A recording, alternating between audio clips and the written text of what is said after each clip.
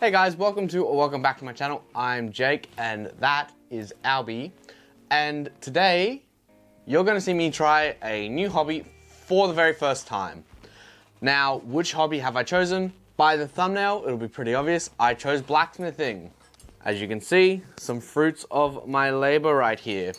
But while I show you me making a few of these, I wanted to sort of talk to you about why I got into it and just sort of have a little fun conversation. Now you'll see Albie appear in the workshop throughout other videos, but since he is a bee, he doesn't like the fire very much. It burns his little tootsies. So he stayed home for this one, but you'll be able to watch him right there throughout this video. He might move around. Now, why did I even want to get into blacksmithing in the first place? Well, I've wanted to do it since I was at the age of 12. I started seeing blacksmithing stuff pop up in markets when I used to walk around or on YouTube as I was a self-taught woodworker and I really wanted to get into blacksmithing. Now this isn't the first time I've ever hit hot metal. The first time was I put it in a fire pit and then I banged it on the ground on concrete or bush rock and my parents weren't very happy with that. So it's basically been 10 or so years since I've even attempted to do anything blacksmithing or hot metal work related. I have made a few like basic knives, but I wouldn't call that hot metal working or blacksmithing. Now, why did I choose to start off with leaves? As probably many of you know, being on YouTube, if you haven't seen him already, I would be pretty shocked. But Alex Steele was kind of a big inspiration to start blacksmithing, and I watched his videos on making leaves as a good beginner project to get down techniques and skills and all that type of stuff. So I really wanted to work on that side of it and build the fundamentals before I start doing some, what people might call the cooler stuff within blacksmithing. Now I actually love making these little leaves. I think they're really cool. And I only made 4 on my first night. I'm sure I'm gonna make heaps more because it doesn't require a lot of metal and they're pretty easy to make and you can make them look all pretty different pretty easily. Now, admittedly, a lot of these were not my choice to make look different, but it's pretty cool the fact that you can make some really long and thin ones, some sort of shorter and fatter ones, and then you can punch in different details. I think that's really cool. So I think that's a good reason to also start with leaves if blacksmithing is something that you're wanting to get into as well. Now, one of the big things when starting a hobby is, do you want to go try and find a makerspace or do you want to try and do it all on your own through learning in videos and stuff like that? Now, I think I have a pretty unique perspective on it. So I started as a woodworker. As you know, this channel is all about woodworking mostly. Now, hopefully with blacksmithing, I'll get to branch out a little bit more. But when I started, I learned entirely off YouTube. So people like John Katz-Moses. So that's how I learned a lot of my woodworking and a lot of my joinery techniques and all that. I really got influenced by the Japanese style, but I also know I'm very influenced by what YouTubers and YouTube sort of fed to me because that's all I really knew and all I really learned. Apart from slowly getting my book collection to where it is now. However, when I was around 16 or 17, I went to a makerspace, a men's shed in Australia is what we call them. They're basically a group of guys that go to this workspace. They have a bunch of tools, and if you were probably around long enough, a lot of knowledge to also have, because these guys might have been guys that have been woodworking for 20, 30, 40 years or so. Or they could be guys coming fresh into it like you were. What I found with the men's shed I was at was no one really talked to me. Like, I was very much isolated in that space. I very much went in, did my work, and I left, which I don't think is how makerspaces should feel. I think they should feel very connected, like you're building your own little community and you get to experience this with a whole bunch of people.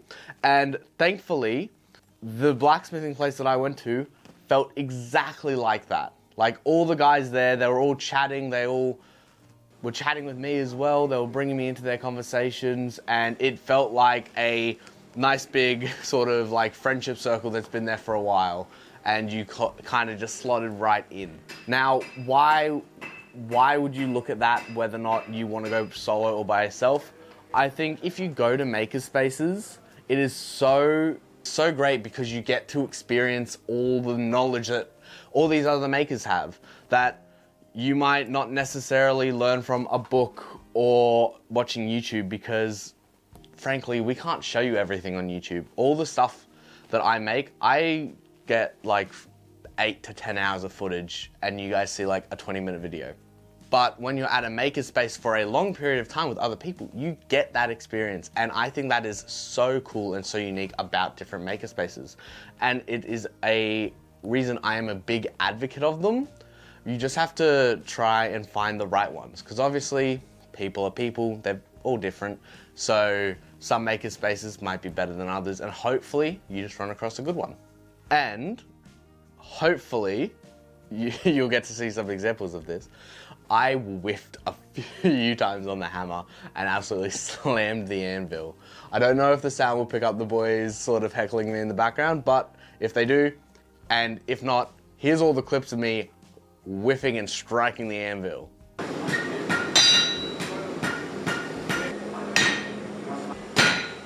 So what did I want to sort of get out of starting blacksmithing and starting this new hobby?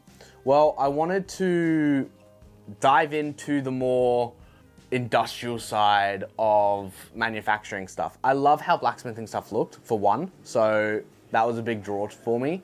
But the other reason was I really want to get into making my own tools. As woodworkers, we have thousands of tools that we use. But hopefully, if I can gain my skills enough, and you might see these videos pop up on the channel, you might not. I might stick with this, I might not. This is just a maybe. But if you do want to stick around and see if these videos do come, hit the subscribe button and the like, as it does help us out. But I want to try and make a Japanese chisel, Japanese plane blade, and Japanese hammer. Now, why Japanese? One, because I love the style that they work in and that they work with. I think Japanese chisels are really good because they're hollow backs, at least most of them. And that really helps when you're cutting out big mortises and stuff like that. And I just want to be able to make something that I personally use all the time. And I love using Japanese chisels and Japanese steel. So that'll be something cool if it does pop up on the channel. As you see, I've been making these leaves, basically all video, here and there. I just want to quickly talk over the process. Obviously, if you want to go see a better explanation from someone who's been doing it way longer, go watch Alex Steele's video. It'll be linked there or in the description. But basically, you make a little point on the end. You then create a shoulder. I create 2 shoulders. So I create one shoulder for the actual leaf part and then another shoulder to be cut off for the stem. Then once you've created those 2 shoulders, you flatten out the main body of the leaf and imprint any detail that you want to. And then I hot cut it off. Then for the next few heats, hopefully 1 or 2 if I'm going good enough on the hammer, I draw it out. And then on the last heat, I create a little ring for it to go on keyrings. So as you can see, I've created a few different ones throughout the night where they all are a little bit different. So in terms of my first one to my most recent from this video, I think it goes like this. So my first one of the night, my second one, which is the main one you'll see making this video, the third one you'll see making here and there, and the fourth one I didn't record at all, but there it is. I think they all came out really cool. I love how this fourth one looks. I have this on my keys every day, and it's super cool. It's not very sharp at all, and it's not very heavy, but it's sturdy as hell. So I know it's not gonna break and fall off, which is one of the things that I always have a trouble with when putting pendants on my keyrings. I think that really brings us to the end of the video. Like, hopefully you guys really enjoyed watching and you enjoyed maybe some of the stories that I told. But Other than that, I hope you'd be excited to see more blacksmithing stuff come out on the channel. If you do want to see specifically more blacksmithing stuff, drop it down below, as I do have lots of plans to head back to the blacksmith shop. And if you'd like to see a woodworking video of mine, here's one that YouTube would recommend to you. Other than that, I can't wait to see you in the next one. See ya.